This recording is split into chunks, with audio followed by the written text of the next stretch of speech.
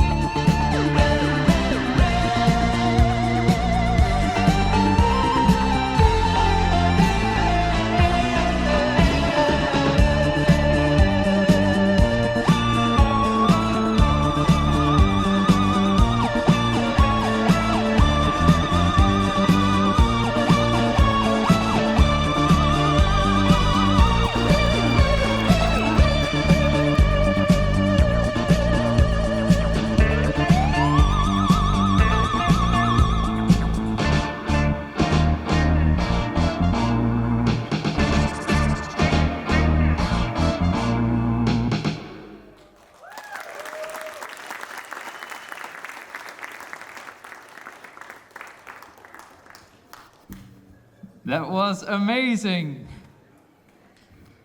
Can I Thank get you, another Daniel. warm applause for Daniel? That was so cool. Oh, hello, yes. And of course, also a little bit for Robin. This is my acrobatic partner. Yes. Thank you. Yeah, maybe you can tell us something more about your acrobat partner. Who are we looking at? What are we looking at? This is this is Robin. Robin is my acrobatic partner. I built Robin in my bedroom. It was during COVID times that I didn't have the opportunity to perform. But I thought I need to figure out something new, so I learned electronics, programming, and 3D printing on YouTube. And a few years later, a few very difficult years later, figuring out how to combine all this into an act, the robot came out, and now I have my own acrobatic partner. And when I started, I thought it would be great to have a partner who doesn't get injured, who doesn't complain, who does everything you want. But it turns out that robots have their own issues that I'm sure you all know about, but I didn't when I started. And now, yeah, we are lucky to tour around the world. So, also still in the Netherlands sometime, but next week I'll be in the States again and performing for Christmas in Zurich. And yeah, it's an interesting ride. That sounds good. Can you maybe tell us a little bit more about what is your source of inspiration? Like, how did you get to this point? So I wanted to do something that looks like partner acrobatics, but as simple as possible. I didn't want a whole humanoid with elbows and wrists and articulated fingers. I wanted to see what is the least amount of mechanical things I can do to make something that can do the kinds of handstands I want to do. And of course you can make a doll. Actually the first version was a shop front mannequin that I could just put the hands up and it would stay in a handstand, but I want to articulate those. And it turns out that you can recreate a lot of movement that reminds us of humans by just having shoulders and hips that can only rotate in one axis. There's no ankles, knees, it cannot jump by itself. And then as an acrobat, I needed an interface. Normally when I work with people, my interface is hands and feet, so those are the ones that I modeled to be somewhat realistic, so that my grip, let me take a hand, sorry Robin, so that my grip is the same as when I work with humans. I can lock my hand around and it locks itself around me, the same as I do with my human flyers. But other than that, it didn't need to be like human at all. So I didn't need to have legs or arms, or I could even install handles that I've never seen on a human before, but it works great for a robotic partner, that you can just grab them and throw them around. And then ultimately, a head is very typical for humans, but this machine doesn't look, it doesn't think, it doesn't talk. So then a head was also kind of overrated, and it turns out it's the greatest asset I had in my robotics journey, that I tried to keep it as little complex as possible, because that allowed me to then search for the complexion in the performance itself. Thank you so much. I see a lot of colleagues from the Smart Mechatronics and Robotics group, they've watched you with amazement. What would you recommend them? These are super duper robot builders around here. What would you recommend them to do for their next project? Well, of course, depends a lot on what your projects are, but the greatest things I discovered in this process is, I love this material. This is 3D printed TPU. It's what allows me to drop the robot thousands of times and not have it fall apart. And it's discoveries like these that may be obvious for people who are surrounded by makerspaces, but for me to discover I can print something in my room that's indestructible. And then in general, I think it's very interesting to communicate with machines in a physical sense. Like we're used to, of course, pressing buttons, and there's a lot of, nowadays you see a lot of videos of humanoids that are kind of like in the same space, but you only dare to shake its hand from a distance. But it's so much fun if it's something pushes and pulls against you and on you. But it's very difficult to create this, because it's difficult to make this safe and approachable. And the stage is a great place to experiment with this. And I would love to see more machines that can have a physical influence on me. My body is such an important part of who I am, so interaction with my body is such an important part of the language I would like to share with the things around me. And I use my phone, for example, a lot, and the way I hold it in my hands is so important. But that could be also true for actuated machines, that the way that they physically interact with me can have an importance on how engaged I am and how I feel about the tools that are around me. I hear what you say. I think we can expect a Smart Mechatronics dance school within now in a year. I'd love to see that. All right, we do have some time for questions from the audience. Are any of you guys interested, willing to share something or ask something to Daniel? Thanks for the great performance, first of all, both you and Robin, of course. And I was wondering, In acrobatics, you're now the under. So, what would you do to let you be the top? I would love to be on top. I've been on top of this machine once for a trick, and it was very scary because I didn't know if something was going to break off. And I think that's the most important thing, that there's a risk involved with going higher up, so you need to have a very predictable machine. This one has broken numerous times, I've dropped it numerous times, it's never complained, luckily. I would complain the first time I fall on my head, so I don't want that to happen. But there are companies right now that are working with a large-scale car factory robotic arms, because they are very predictable and they do the same thing over and over. And they don't mind if there's a 200-kilo object or none hanging on, they'll do exactly the same movement over and over. So I'd love to experiment somewhere with that. Also very dangerous because they crush you against walls and the floor. So yeah, it'd be fun, but the risk assessment gets so complicated, and I ultimately want a stage where I can be creative and not be too limited by things like safety. I can imagine, don't let our risk officer know this. Any other questions from the audience? Things we're curious about? Things we want to know from Daniel?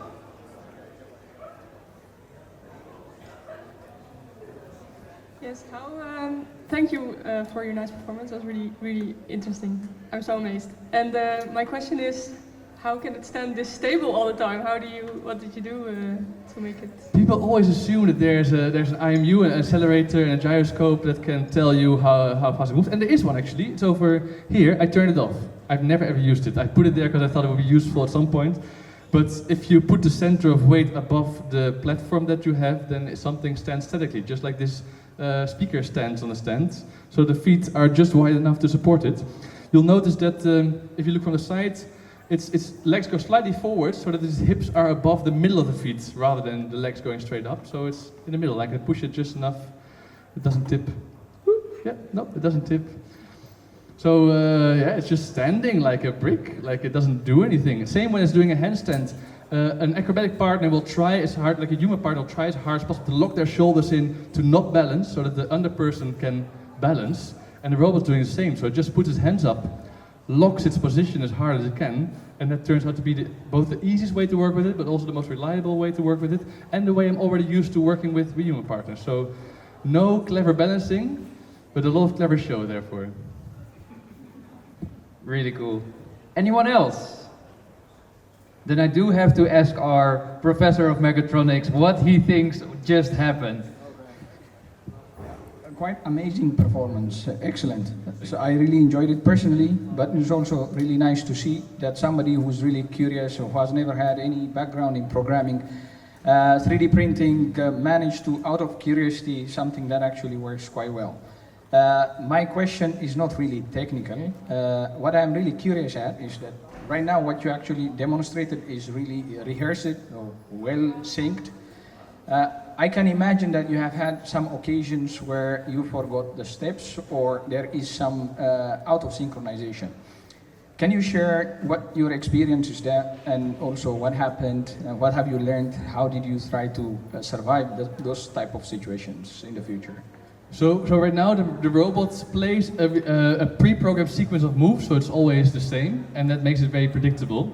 Also makes me aware that I am the one who's in charge of any improvisation. Like if I'm on stage with another partner and something goes wrong, then we have to look into each other's eye and negotiate like who's gonna fix this, where we're gonna move. If I have an audience that's around me all 360, I'm the one who makes sure that Robin points in all directions and Robin doesn't even know that it's happening.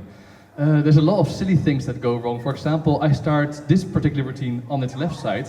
I have other rehearsed routines where I start on its right side. And sometimes I go on stage thinking like, oh yeah, is this the one on the right or the left? And I'm on the wrong side and I have to fix it. But I also know that it's me who have to fix it. So I know the robot's gonna do its steps and it's gonna be the same all the time. That's when it does what it's predicted. It also happens that I've been on stage and a leg broke off. It's also happened as well on stage and halfway through I had a foreign Bluetooth object that resembled my remote suddenly connect with the robot. I didn't realize it was possible, so I never turned that feature off. And suddenly my robot was being shut off by a Bluetooth device that I didn't know was in the room. So yeah, I'm very glad to be also a performer on stage and to be able to engage with this unpredictability. But it's very important to me that I know the robot inside out so that I understand what its space of possibilities are. That I know that it can or cannot hit me. For example, if I'm trying new moves, I know I have to stand over here, so that in case one of its arm randomly swings around because I made a mistake, it won't hit me so hard. Because if I stand over here, it will hit me in the face if it does something like that. And it's mechanically possible for it to do so, and therefore it will happen in training, and it does happen in training. And then on stage, yeah, it's the improvisation that I have as a human partner to the robot that allows it to perform even when things go not as planned. You have a checklist before you get on the stage. I have a mental checklist. Is there a checklist? So the question is there a checklist? I have a mental checklist. I intend to write things down, but they change so fast that it's not worth keeping a physical one. And therefore also mistakes arise, like standing on the wrong side, because if I had it on the list somewhere, I might have stood on the right side. But sometimes if you forgot actually to change the battery. What happens if you forgot to change the battery? So today actually was funny. I checked the battery level before I go on stage. I have a second battery with me, and I used the other battery for another show yesterday, and I didn't know which one is the one that was empty because I didn't care to note down the color. So I plugged in the battery and I was like, oh, it's full. But then after I plug it in, I have still to lock it with a little Velcro. And it was only once here somebody was like, ah, yeah, do you need to check the battery? That I was like, wait, I forgot to lock the Velcro. And if I go on stage without the Velcro, then yeah, also no show. So there's a lot of little things that can go wrong, but it's the human factor that also makes the thing interesting. So I hope that saves me a little bit. All right. And Daniel, what are the next steps? What more can we expect of you the upcoming time? So I'm performing more with this robot than I want to. I think it's more interesting for me to keep on developing material than keep on playing the same routine over and over. So next half year I'm performing pretty much full time, which is a great luxury to have, but I'm trying really hard to push on new projects. So yesterday I had my very first performance with a collaborative robot arm, a universal robot, some of you might know them here, that I did a juggling show with, very first test, that I hope in 2 years will be somewhat of a show. And at the same time I'm looking for new performers who might be doing my act with this robot. But it's going further. There's a circus festival in Monaco called Circus Monte Carlo. It's the largest circus festival in the world. And they've invited me. I'm the first Dutch act since Hans Klok in 2014. So yeah, it's going Really places. impressive. Amazing. And is there a way how we can stay in touch with you, how we can follow you, things you post somewhere? You're welcome to add me on LinkedIn, but the best way to find my work is to follow me on Instagram. That's also where I posted, for example, about today, and where I'll post what I'll be up to in the weekend. So that's at simu.circus. Simu is my last name. But if you Google AcRobot, you find loads. You find multiple websites about this project and what I do. There's also lots of GitHub files for those who are interested, hidden, but easy to find if you know where to look. And if that doesn't suffice, then ask me. And there's also, I have some cards here with my name on it and my email address. Everything is available. All right, Daniel, thank you so much. Can I have a warm applause for Daniel Simu? Thank you. For the Studium Generale, the program for thinkers, doers, dreamers, and those who are reaching an impasse. There are quite some activities going on. The next available activity is Democracy Fitness on October 6th. Check out the Studium Generale website. Be fast because these sessions get filled quick and then you have to be waitlisted. If you want to be there, if you want to join them, be on time. Check it out. Thank you so much and have a nice day.